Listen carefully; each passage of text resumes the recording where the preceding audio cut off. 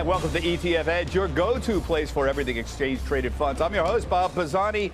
Green shoots for the IPO market? Maybe. The great IPO drought has gone on for 18 months, but some are hopeful that may be ending. Fast casual restaurant Cava is scheduled to go public at the New York Stock Exchange this Thursday, and this morning they raised the price of their proposed IPO. There's a long, long list of companies that have been waiting to go public for over a year. IPO watchers are hopeful that with the markets rising, the great IPO drought may be ending. Let's talk with Matt Kennedy, Sr. He's the IPO market strategist for Renaissance Capital, which runs the Renaissance Capital IPO ETF. We talk about it often here. Matt, you know, you and I have been doing this for a few years. It's often said the most important precursor for a return of IPOs is a strong stock market. S&P, we're hoping for a 52-week high, closed today. Is this the moment we've been waiting for? Is this what it's going to take to get the IPO market back on track? I think so. We do see a light at the end of the tunnel. All the pieces are finally in place for a pickup in the second half. You know, the main driver of new issuance is returns, and the Renaissance IPO index is up more than 25% year to date. So investors are making money in IPOs. That return is more than double the S&P 500. Outperformance is the fuel that powers the IPO issuance engine. So if returns hold up, activity should gradually return, and I think it will be gradual. Yeah. Well, let's talk about that in a minute. But the strong market is not the only thing helping here. Potential valuations of IPO candidates. So we saw that with Cava. They talked about 17 to 19 last week. This morning, it's 19 to 20. I mean, isn't that going to get the attention of other IPO candidates out there? Absolutely. There's a huge pipeline of IPOs that are just kind of in wait-and-see mode, and they're anxiously watching the market, looking at dynamics like this, and I think that looks like a green light for them, for sure. Yeah, so you mentioned the Renaissance Capital IPO. It was a disastrous 2022. Let's not bring it up. It beat the S&P, what, 25% so far this year it's up, and 12% for the S&P, so it's got a great start. Major holdings are all the old tech holdovers, you know, Snowflake, Airbnb, Palantir, DoorDash are all the major holdings here, all benefiting from the tech revival. So it seems to me it's the soft landing scenario dominating the market in 2023, and that's sort of been the big help, in addition to the fact that tech's been strong, right? That's right, and many of these names are benefiting from the AI revolution. They're in the AI space, like Palantir, and that's kind of the perfect storm happening. But, you know, we do see them being replaced by some strong companies coming up. You know, Kenvue, recent IPO, is eligible for addition to our index. Cava as well. So the IPO, Matt, we're up 25% this year, as you mentioned. What about next? What's going to happen next? I mean, I said I wasn't going to talk about last year, which is a disaster, but I want to just note the numbers were horrible. 7.7 billion was raised. For people who don't follow this, typically we'll see 50, 60, 70 billion raised. So we're at the halfway point this year. We've raised a little more than $7 billion, close to $8 billion. Is this going to change in the next few weeks? I'm trying to figure out whether these two facts, Cava raising the price and S&P at a new high, is going to open the floodgates. I think that it will. You know, the way these things always work is it has to be a string of successes. And I think it's going to be one or two deals this week, and then two or three deals, and then three or four. By the end of the year, we are hoping for a much more normal-looking market, and certainly heading into 2024 if these returns hold up. Well, let's hope so. The list of companies waiting to go public is as long as my arm. It's Fogo de Chão. That's been out there for, what, a year and a half right now. That's another restaurant company. Reddit's been out there. Instacart's been out there forever. The British semiconductor giant ARM, that could be the biggest one in years. Heaven knows that could be a 30, 40, $50 billion valuation. And then there's hopefuls. Look at this list here. Panera Bread, Stripe, Impossible Foods, Fanatics, Flipkart, StubHub. A long list here. I know you don't like doing this or me putting on the spot, but who might be next? I think Fogo is a natural candidate. It's been on file, and if Cava does well on its first day, that will certainly give it the green light, and maybe some other restaurant IPOs too, like Panera. Beyond that, there are some smaller, less well-known names in industries that are doing well, like biotech, energy, insurance. As for those huge tech unicorns, I think we'll see a few companies in the second half, but really, I think more like 2024. Those still need time to grow into their valuations and kind of pivot to profitability. 2024. I'm just trying to, get through the first half of the year at this You got to point. temper your expectations a bit. But then again, I'm in the business of, making stories out of things. So I'm actually more optimistic than you might be, Matt, at this point. But thank you very much, Matt. Always appreciate your thoughts. Good to chat with you. Let's broaden out the ETF conversation. Bring in Todd Sohn. He's the head of ETF and technical strategy at Strategic Securities. Todd, there's a lot of moving parts. Stocks, bonds, and ETFs these days. You had a great piece out last week. We have the S&P breaking maybe to a new 52-week high. We'll see if that happens today. You've written that with equities continuing to improve, the potential for a FOMO tidal wave is building. What is that mean? Oddly enough, today's the eighth month since the October low, June 12th. And what stands out to us is the sheer amount of money that has gone to money market funds since that low, right? And given you're at 5% yields with no volatility, that's great.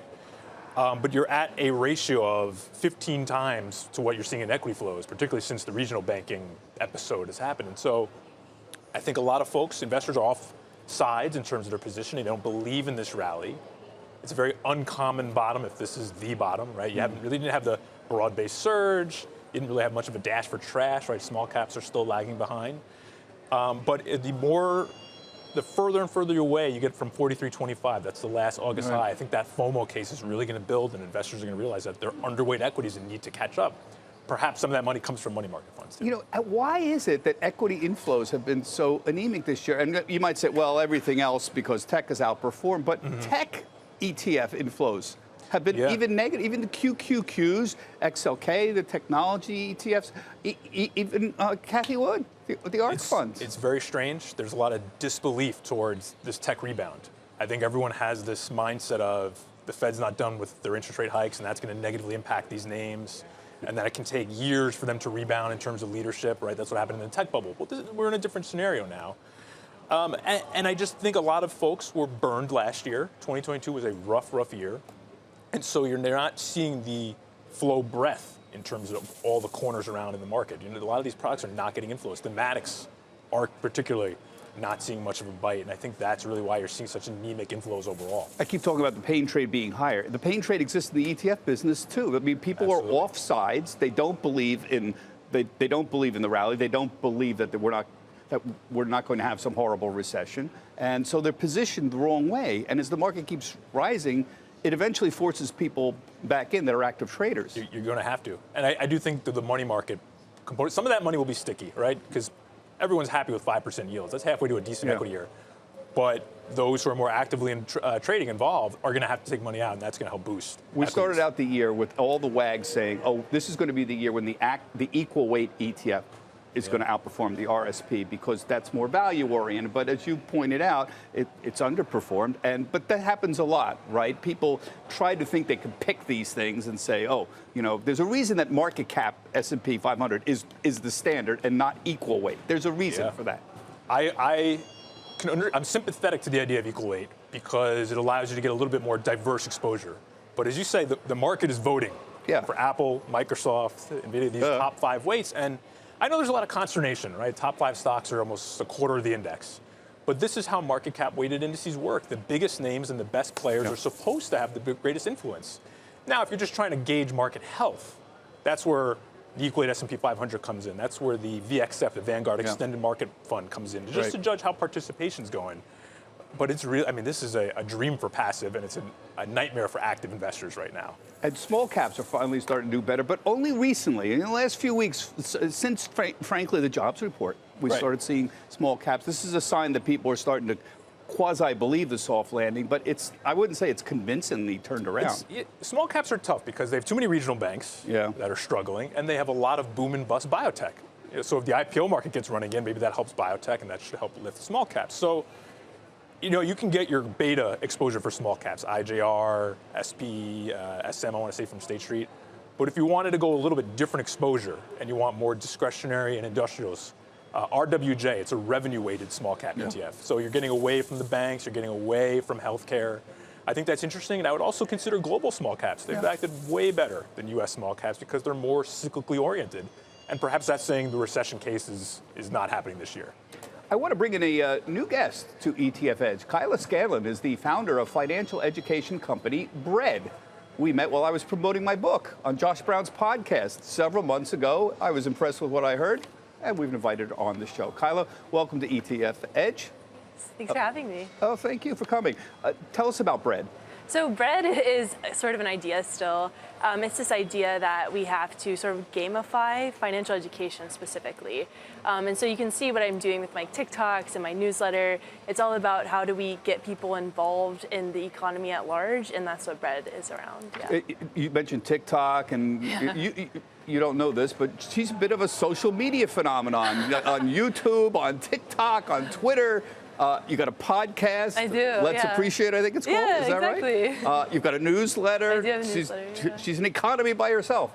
So tell me how you're doing this. I mean, I've been doing financial literacy for more than 30 years at CNBC, but it's hard. How do you communicate ideas about financial literacy and financial education in social media these days? So I think there's two threads to it. You have to make it fun, and so I do different skits where I'll pretend to be Jerome Powell, pretend to be different stocks, and that really gets people involved because they're like, oh, that's funny, I can look at that and laugh. And then I think the other part is incorporating philosophy, incorporating different poems, and that really humanizes finance and brings people in a way that they normally wouldn't expect. Yeah, there's all sorts of interesting topics you've tackled.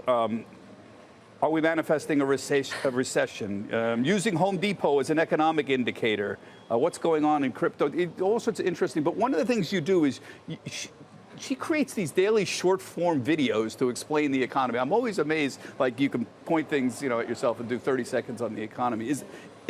Tell us about how you do that. Is that the way to get across to younger people? Is that how they're communicating? I mean, tell us about your business. I think that there's a couple ways to think about it, right? Like TikTok, you do it every day because people are going to watch it pretty much every day. And the more iterations that you have, the more likely that you are going to hit people. And then I have such a breadth of content because I want people who learn different ways to have access to whatever they need. So if they want to watch a video, they have that. If they like reading, they have that. If they like listening to podcasts, they have that.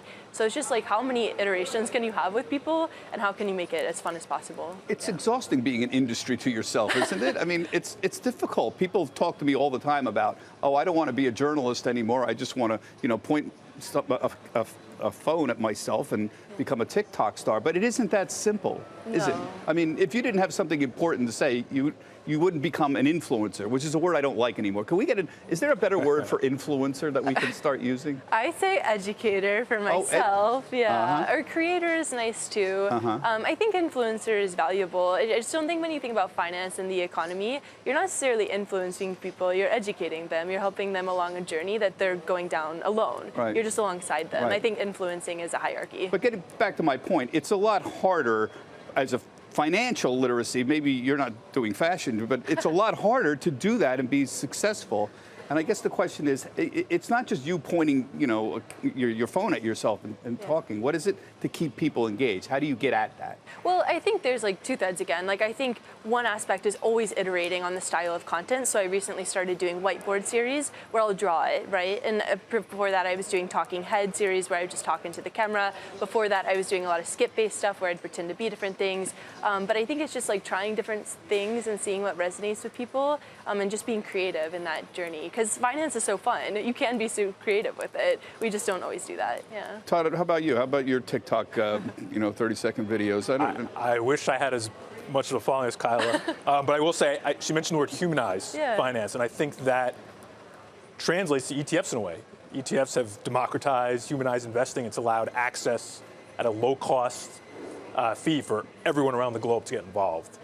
And so what I think she's doing is tremendous for the average person. Those of you who want to know numbers, 156,000 followers on Twitter, that's pretty good for finance. I've been on Twitter for 15 years. I probably have 120,000. You have more than I do. Not that that annoys me at all. I don't know. That's why I'm wondering, how did you do that? But it impresses me a lot that you're trying to figure that out. So what's important to your community these days in the financial area? What gets them going? I mean, I think it's a lot about the Federal Reserve. Like, what is the Federal Reserve doing? How does that impact them? What does the labor market look like? You know, I have a lot of young people like myself that follow me, and they're like, well, I have a job. Like, what's going on with the labor market? And so I think it's those sorts of things, the everyday experiences that sort of feel pie in the sky. Like, when we talk about the Federal Reserve, it's oftentimes very abstract. It's like they're raising interest rates, but what does that really mean? So I think people want to know how things impact them directly. Yeah.